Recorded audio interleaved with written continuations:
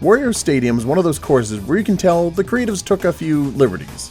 Which, to be fair, is likely a good thing since most DS courses are fairly simple.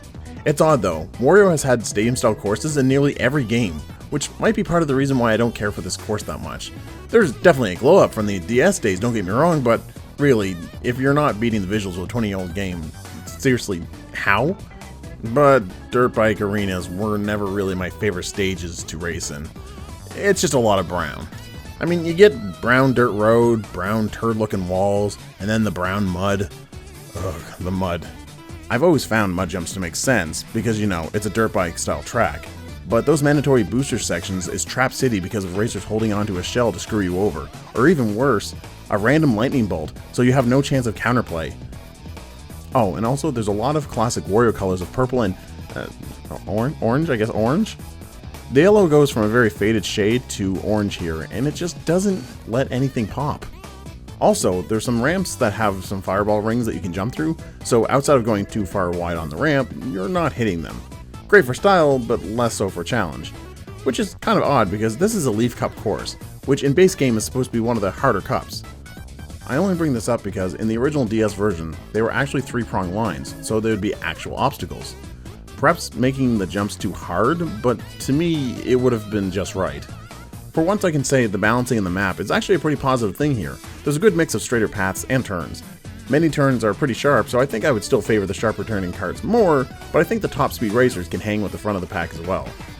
There are a couple of turns that I have beef with though, but in order to talk about them, we need to talk about those creative liberties that the devs made. The original version of this stage was basically just a mud puddle with mounds of dirt to do jumps off of inside a stadium. Here we actually have an anti-gravity section. It does one really awkward curve, and yes, that's the entirety of it. I even use footage from 100cc just to have more screen time, and I dislike it.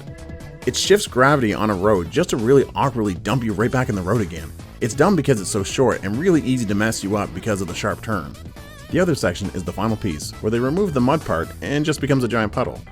It's fun enough because a little underwater can be really fun, but what's not fun is a boost jump in the water as it happens at the turn. So if you can't turn sharp enough, you just drive into a wall.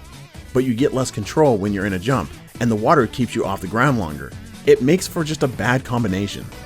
As a result, Wario Stadium ends up being a track with a number of challenges that can be fun, but with tacked on gimmicks that feel somewhat frustrating. It can be fun, but definitely not the best to look at.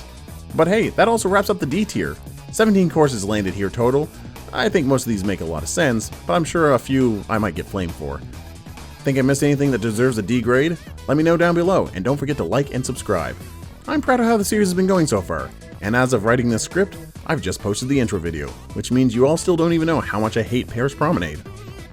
Well, I guess I'll see you tomorrow at the start of the C tier. Bye!